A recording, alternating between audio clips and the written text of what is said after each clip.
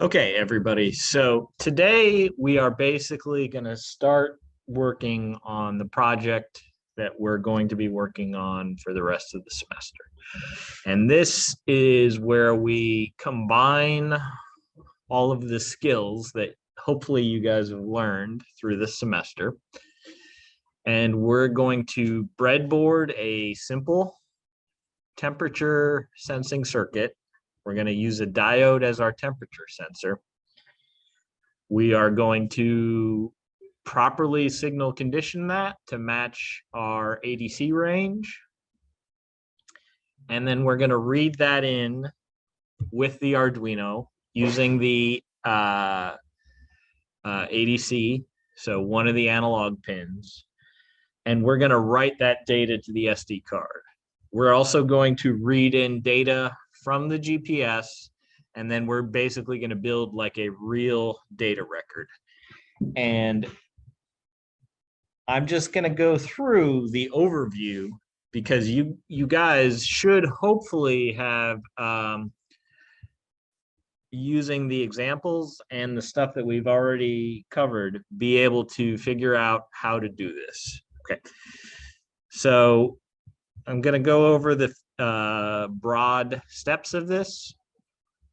So first, you're going to need an op amp and various resistors and potentiometers that are listed here, and the diode. So we previously used that diode during the ADC activity, and I believe we used some of these potentiometers, but you should have gotten all of this stuff in your parts kits. A lot of the particular values here are not super important. So if there's an issue, hopefully you can make a substitution, right? We're also going to need some sort of heat source, right? Because we're going to do a calibration on this temperature detector, just like we did with the SkeeterSat. The easiest way to do that is just like we did with the SkeeterSat, is we use a water bath and a hot plate and ice. And then obviously we will need a thermometer to measure the temperature of that water bath so we can actually do our calibration. So big first step is we need to actually make our temperature sensor. So the diode that you get is a bare diode. So if I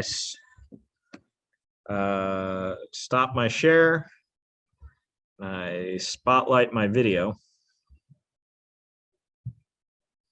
right?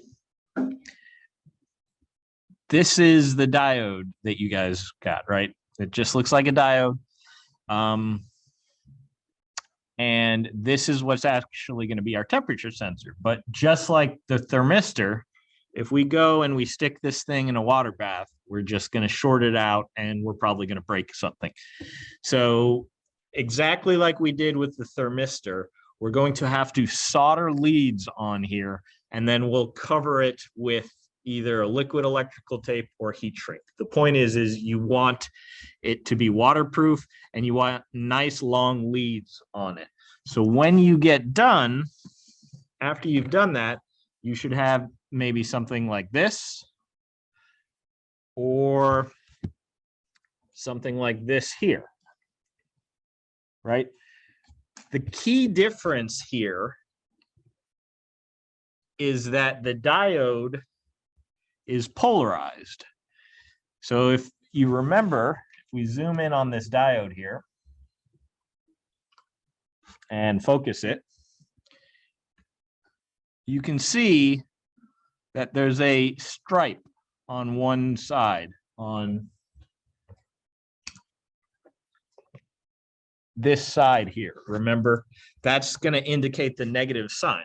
So because of that, what you probably want to do is you probably want to use two different color wires,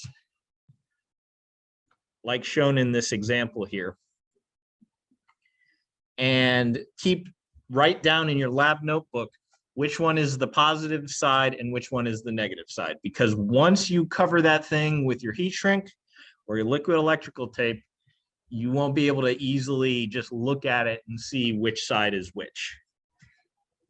Fortunately, if you get it wrong, all you have to do is flip it around, but you want to prevent that from happening. So first thing you're going to do is you're going to prepare this diode to be used as a temperature sensor by making it waterproof, give it nice long leads.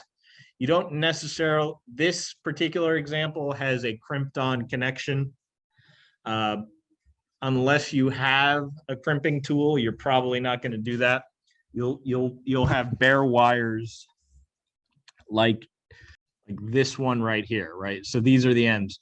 Also, just like we did with the thermos, well, you probably want to use a solid core wire, just like you did for your GPS jumpers, just because it's a little bit easier to push those into a breadboard, because that's what we're going to actually hook this up to.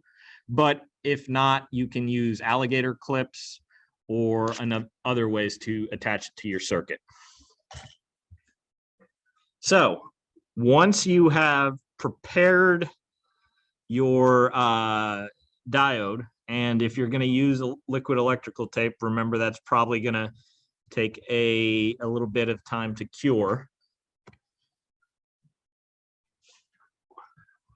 We're going to use a circuit like this.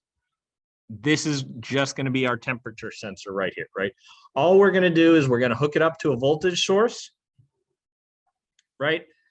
And I'm going to use 12 volts here. That's not super specific, but the point is we want something larger than 5 volts. And if in worst case scenario, you can use the 5-volt supply from the Arduino. And all we want is we just need a resistor and then the diode in series. And the voltage we're actually going to measure is we're going to take it in between the diode and the resistor right here. And you can see this is labeled V out here because that's where the output voltage is going to go to our amplifying circuit. So this is because the voltage drop of the diode is going to be proportional to temperature. It's not really going to be affected much by anything else. So if we just look at this voltage from here to the 0 here, we can then use that as a very simple temperature sensor. Unfortunately, that voltage drop, if you remember from the ADC activity, is pretty small. It's like less than a volt. So we're talking about a signal that will probably vary from like 0.5, 0.45 to 0.8 volts. So we're going to need to amplify it. So we want to use the full 0 to 5 volt of the ADC because we want to get the best resolution we can. And we're going to start with what a typical value for the voltage is for these diodes, which is 450 to at minimum and 800 to maximum. That being said, that's not going to exactly match your diode. So after we build the amplifying circuit and you take some measurements, you'll probably need to make adjustments to match what your actual diode is. But if we take the graph of input range of 450 to 800, remember this is called base and span, and we match it to the output range that we want, which is our ADC of 0 to 5 volts, we get a line. And we can easily calculate the equation for the line. So we want V out to equal 14.286 times V in minus 6.42. This is what we called a transfer equation, right? It's the relationship between our input voltage and our output voltage. And by looking at this equation, we can figure out what type of amplifying circuit we need. First, we look at the gain. We see it's bigger than 1, right? So that means we need a non-inverting amplifier. Also, we have an offset. So we need a non-inverting amplifier with an offset. So if I look up the circuit for a non-inverting amplifier, I will get a circuit like this. So this is the circuit that we're going to need to build. And you can see here that I have a number of resistances. So I have R1, R2, R3, and R4. And then I have this capacitor here. And the values of those components are going to determine what my actual gain is. So we've given you what the equation for this circuit is, right? So if I build this circuit with V input, V ref, and my 4 resistors, this is going to be the relationship between input and output. So to determine my resistance values, I just need to match equation 2 here to equation 1, right? Equation 1 has the numbers. I can see that this entire term in brackets needs to equal 14.286, right? And this term here needs to equal 6.4826. So that will give me 2 additional equations that I can use to solve for the values of all of these components. 2 things you'll notice.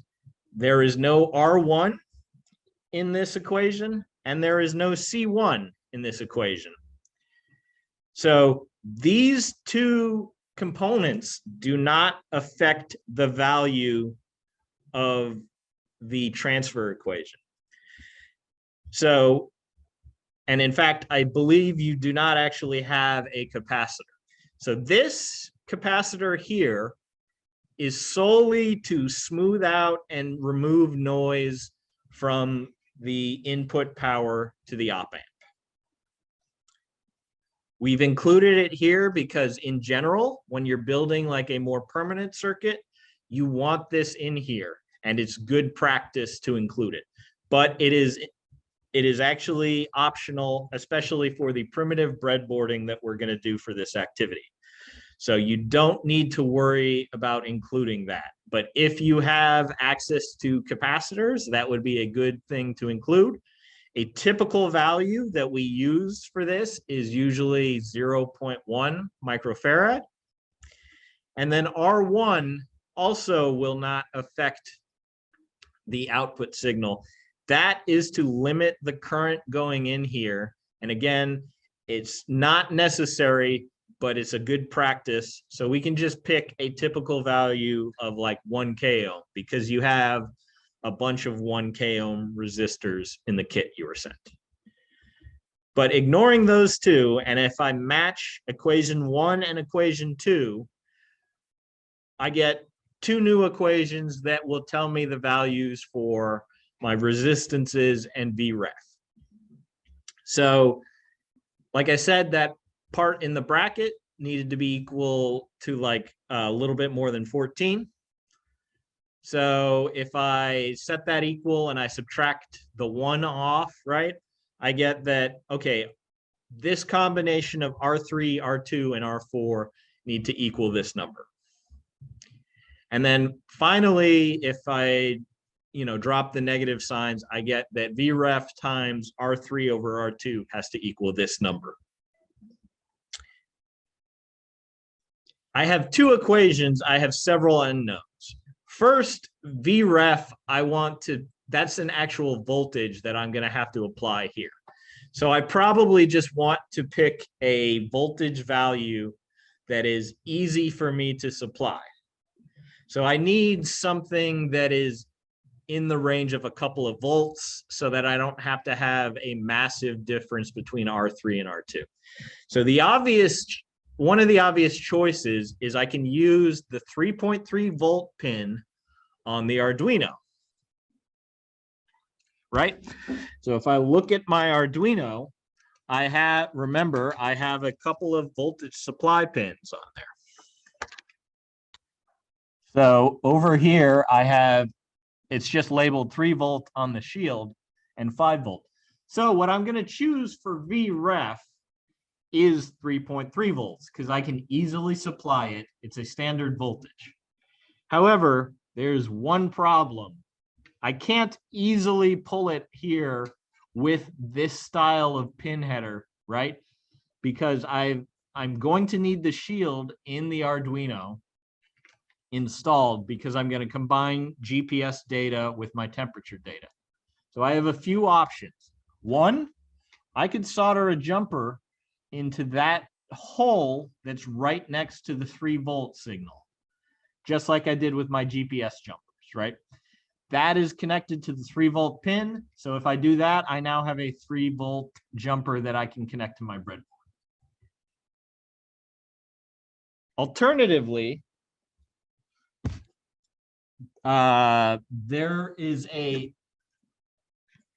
unfortunately, these are the type of header pins that come with the GPS shield. And so you probably did that.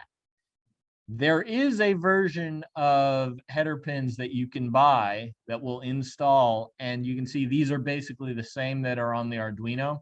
So I can actually stack these up and I can plug into the top. But most likely you're not going to be able to do that. I have a third option. Since if I don't want to permanently modify my GPS shield, I should have an extra potentiometer in my parts kit that I'm not going to need. And I believe you should have 2 of these 10K potentiometers. And what I can do is I can just hook it up to my voltage supply and use it as a voltage divider. So this would, in this case, be my same 12 volt supply, and I hook it to the 2 side pins of the potentiometer, and I can draw the voltage off of the middle. And then if I adjust the potentiometer, I'll be able to vary this voltage anywhere from the maximum voltage that I'm supplying with my supply, or the minimum voltage being 0. The one thing that you have to worry about with this is if I change my supply voltage, it's going to change VREF. So as you're doing your calibration, you want to make sure that value doesn't change, that the value being sent to the circuit here, right, going to R2 is the same. That's one thing that's nice about pulling it off of the Arduino, is that is a regulated 3.3 volts. And that is also how we're going to do it on the actual Megasat shield that we build in the spring. We have a separate supply. So if I pick 3.3 volts, that simplifies this equation. I still will have 3 unknowns. I have R2, R3, and R4 in 2 equations. That means I'm still free to pick one of those 3 resistance values. Because I have 2 equations and 3 unknowns, that means basically one of them is what we would call a free variable, and I can just pick it and then solve the equations for the other 2. So what I'm going to do is I'm going to pick R4 to be, again, an easy value that I have on hand. I'm going to make it be a 1K ohm resistor. And if I do that, my 2 equations become this equation here, right? I've just substituted in 1,000 for R4. Oh, sorry, that's a typo. That should be R2 to match up here.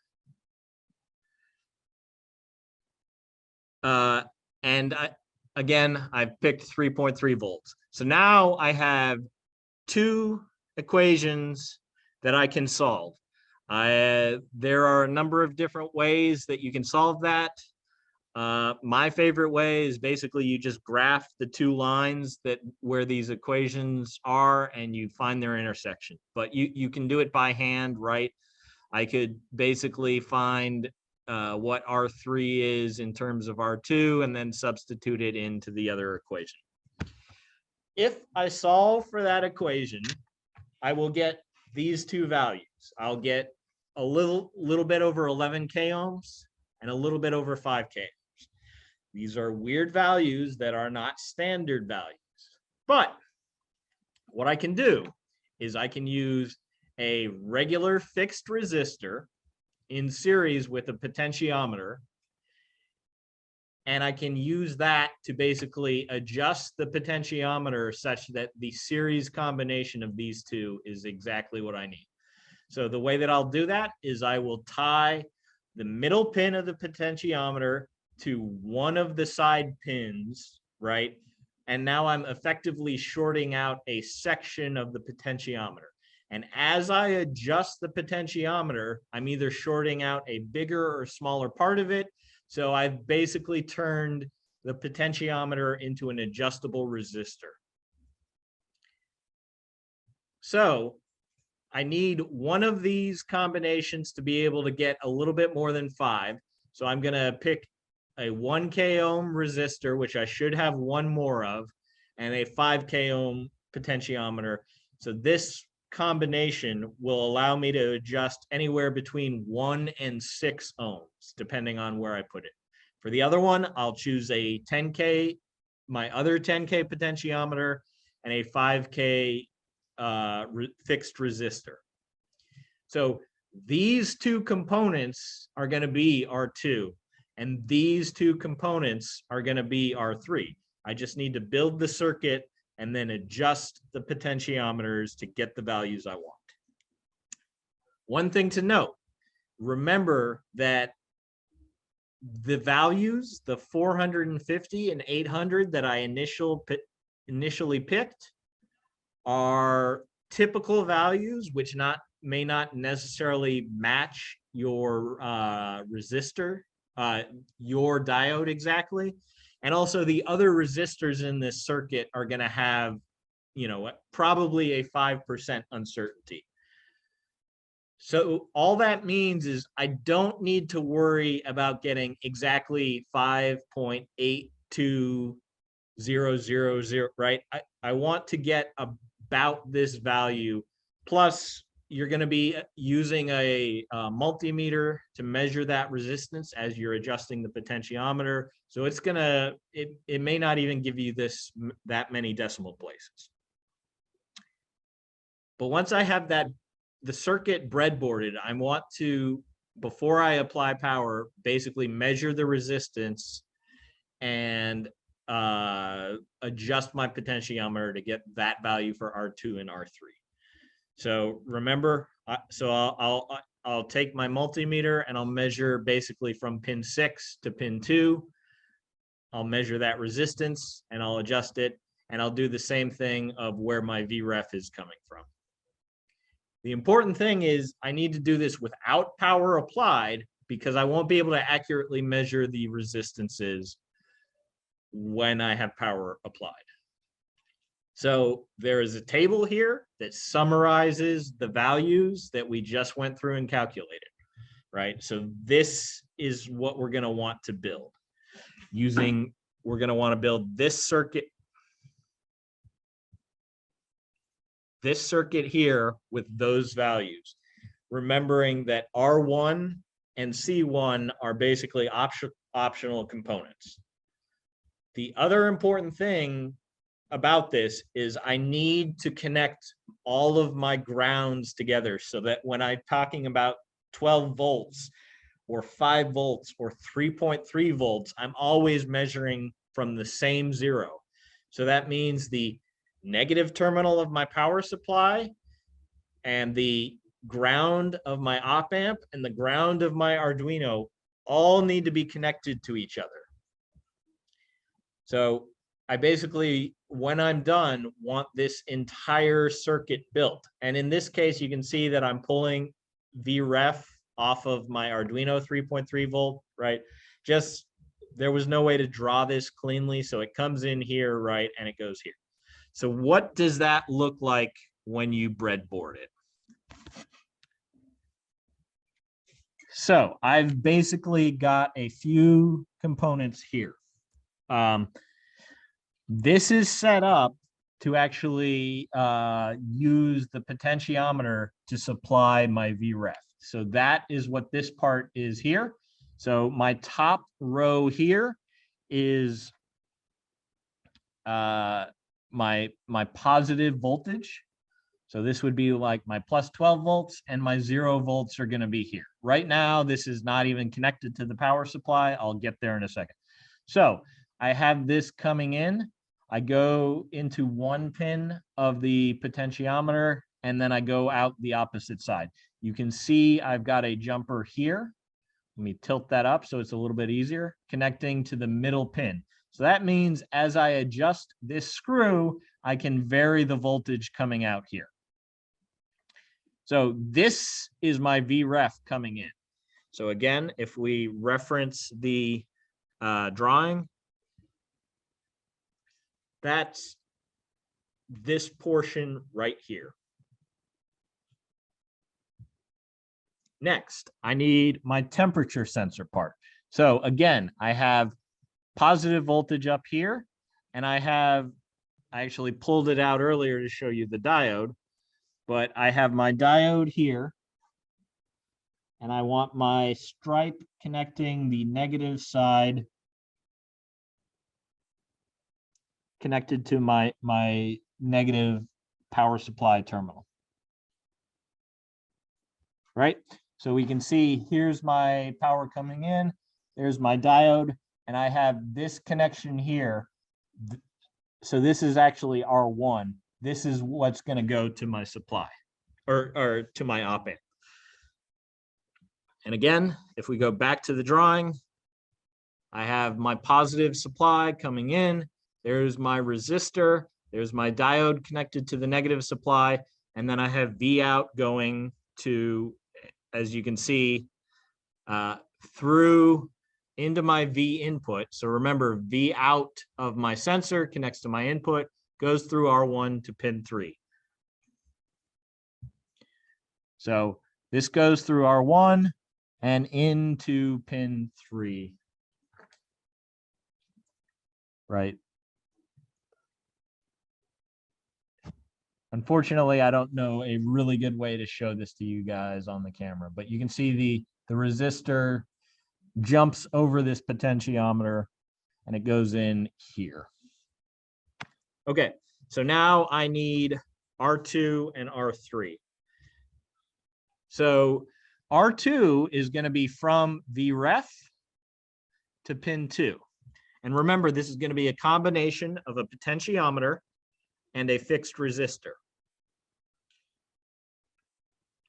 So here's my VREF coming in. There's my potentiometer, and there's my fixed resistor going into pin 2 right there. And if I tilt this up again, you can see this little jumper here, this red jumper. I have it connected from the middle pin of the potentiometer to the right pin of the potentiometer here. So that's my little shorting jumper that lets my potentiometer be adjustable. Okay. R4 is fairly simple. R4 goes from pin 2 to pin ground or negative supply. So here's pin 2. There's R4 going to ground. So that just leaves R3. Right? So R3 should go from pin 2 all the way out to pin 6. So this has gotten pretty crowded in here, right? So I'm not going to try and build that all in there. So I'm going to use this yellow jumper to come out here to my other potentiometer, right? I've got another short jumper that goes from middle pin of the potentiometer to the left pin. In this case, it doesn't matter. I could have easily gone to the other one. So that's my potentiometer. And then here's my fixed resistor going up to pin 6. And you can see that basically I've already got this green lead here set up. That's going to be where my output signal of my op amp is going to be. So R3 again on here.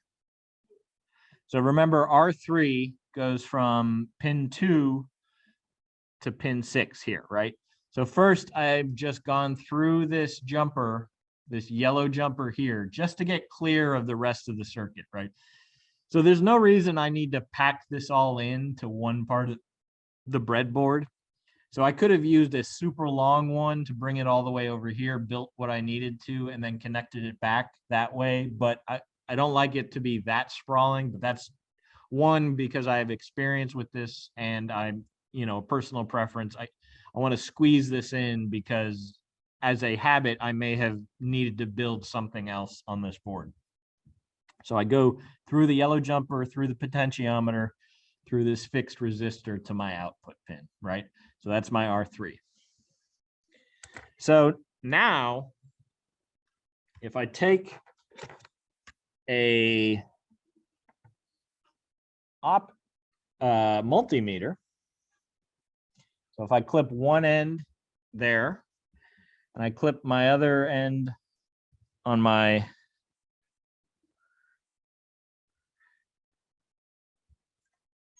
and this is easier to do if you have clips like this, or if you have somebody to hold the leads for you. So I'm now gonna zoom this out so you can see the meter.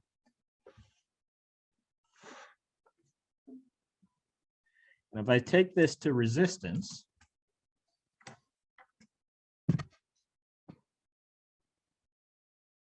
I'm measuring the resistance of R2. And you can see that because I set this up ahead of time, it's already basically at the value I need. But if I take my, screwdriver and I adjust the potentiometer here,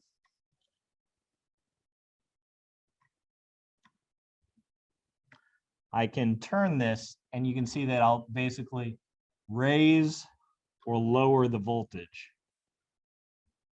Not voltage, sorry, resistance.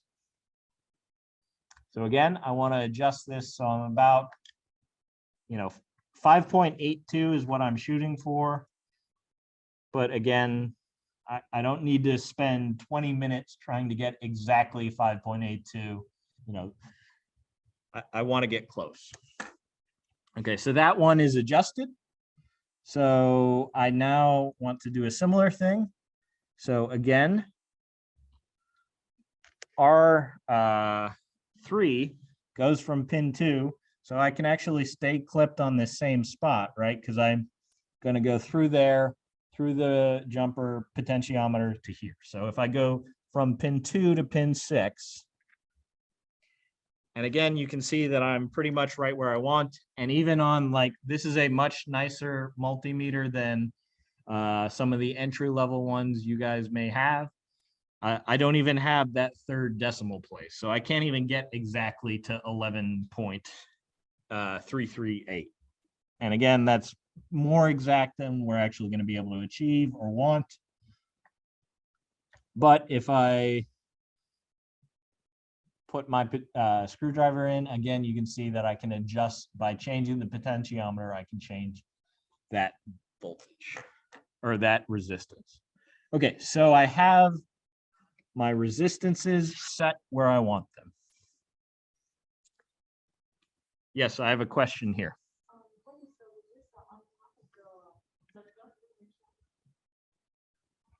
This resistor right here, that's my R1. So that's not involved with the potentiometer. It's just going over it. So that's where my input signal comes in to V input. So again, if I go back to my drawing, that's R1 right here. Right, because you can see it's coming so this is where I've set up my temperature sensor. And so this is where your actual temperature sensor is, right? I just have the bare diode here because it's a little bit easier to show on camera. But this is where you would basically have your long wires going off to whatever you're going to use for the temperature calibration. So the next thing that I want to do is I want to hook this thing up to a power supply because I'm using this potentiometer here to generate my VREF.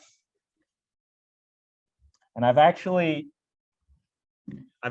disconnected VREF from the rest of my circuit, right?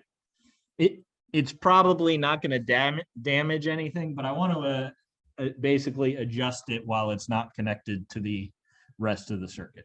So I will hook up my power supply here. I'll turn it on,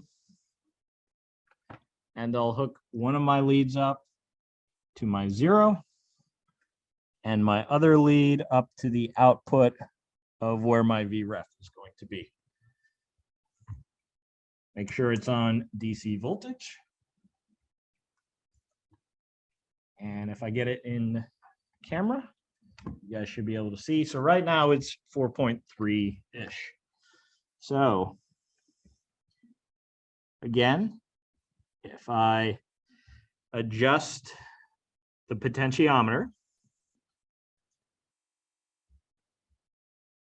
I can raise and lower the voltage to achieve the one that I want. So I'm going to try and get it right around 3.3 volts.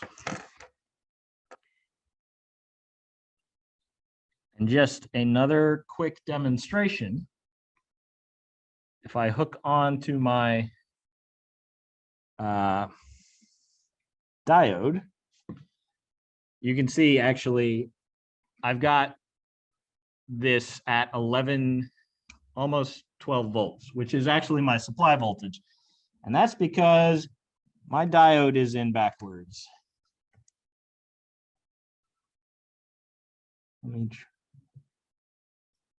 Or I maybe didn't have it connected to ground.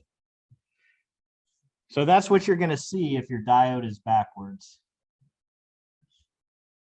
Instead of the point, all right, there we go. So you can see right now I have a little bit over 7 volts.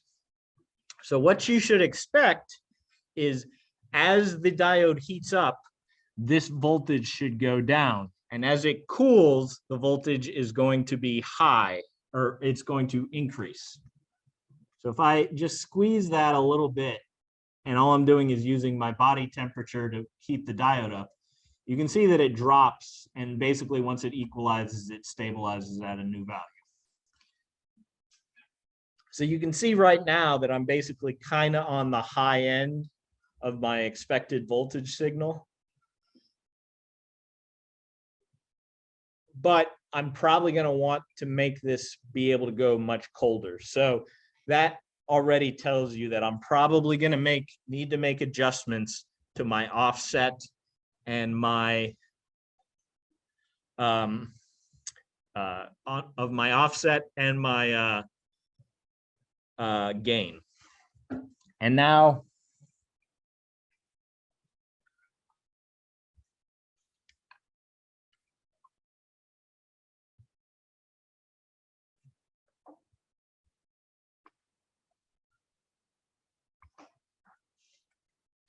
if I hook my VREF up and I look at my output voltage, so you can see I'm already a little bit high out of range. So I'm at like 6 volts. But if I hold on to this, you can see that basically I'm successfully modifying the signal. So what I need to do is probably adjust my offset.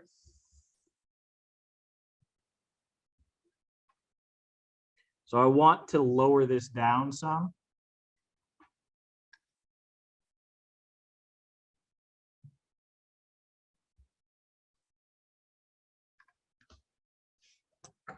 Actually, let me double check and make sure I actually have VREF connected. Okay, it is. Yeah, so all that is to say that once you get this configured, you're probably going to need to adjust it.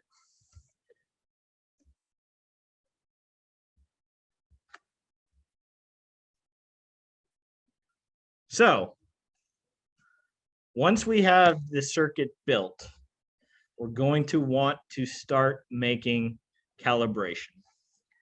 So we want to write a simple sketch that is going to record, basically output the ADC value to the serial monitor. And we want to do that because we want to get our calibration equation, which is going to convert from temperature. So I would put my diode into a temperature bath. I would measure the ADC. I'll do that at a number of points and I'll get a line, and that's my calibration equation. Now, I'm going to need to adjust my gain and offset of my temperature sensor because I have a specific criteria for this assignment that I'm going to meet. I want the diode to measure basically from -50 to 50C and have a resolution of at least 1 degree or smaller. So what that means is at my maximum ADC value and my minimum ADC value, I want to be at least at -50 and +50. And then every ADC change, so one ADC value change, should be less than 1 degree. And that will give me the desired output that I want. So as part of that, basically, you're going to have your temperature sensor and take like a high temperature and a low temperature and do a quick line. So obviously, I'm not going to be able to get a water bath down to -50. What I mean by that is I want to be able to look at the linear plot, and where it crosses at 0 and 1024, I want that to be at least greater than 50 or less than -50. Yes, I have a question.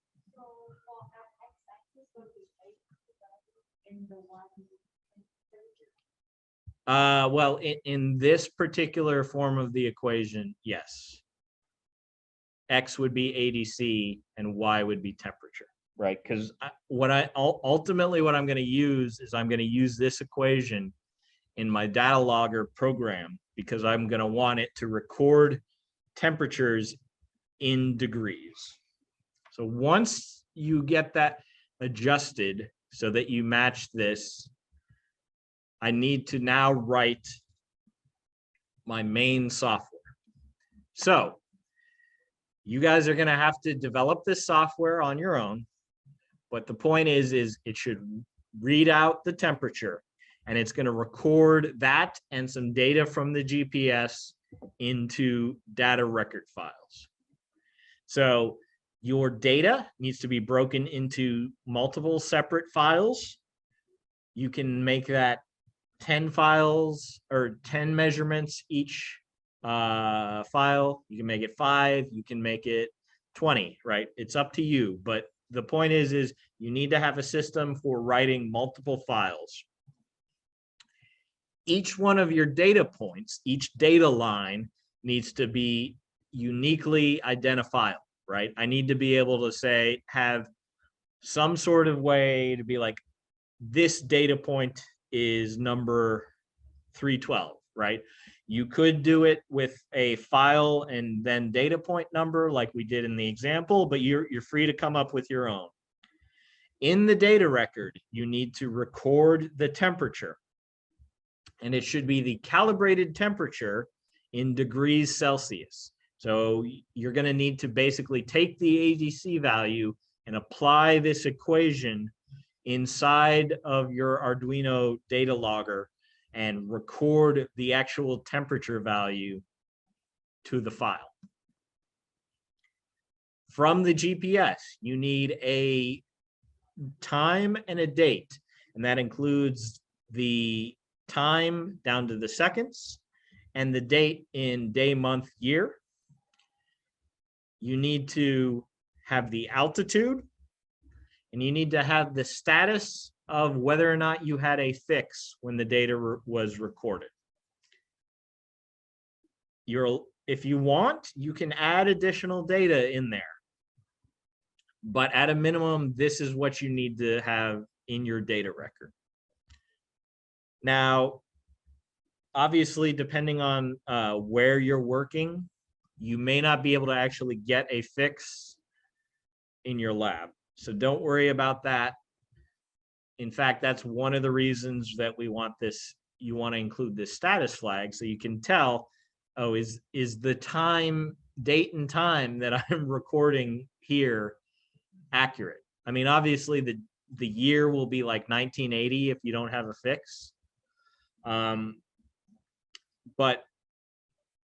you're gonna basically need to include that data.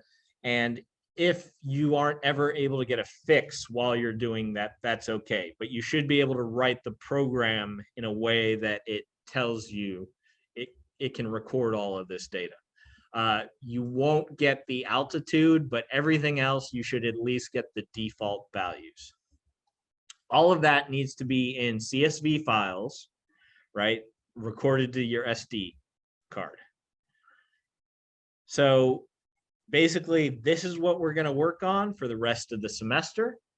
And then when you get this all working, we're going to write you need to write a report and turn it into your instructor. There is another activity that basically tells you what needs to be in the report. So if I open that up. So again, it has all of the stuff that you need in the ADC or in the data record. We want our temperatures to be possibly work from -50 to +50 and a resolution of 1 Celsius. The format of your report is sort of similar to the SkeeterSat. We want a cover page. You need to talk about what is your circuit measuring? How is it measuring that? What is your sensor actually output? Then you need to talk about the sort of the electrical design of your sensor. You need to talk about in this case, it's just a single sensor. Part of the reason it's structured like this is sort of designed to mimic the design documents you guys are going to do in the spring. So you want to talk about the sensors, the sensor interfacing circuit, which in this case is our amplifying circuit, the microcontroller, what is the actual physical medium you're using for data acquisition and storage. So what is the sensor? Give a specific part number and talk about how it meets your measurement requirements, which in this case are the -50 to +50 and 1 degree resolution.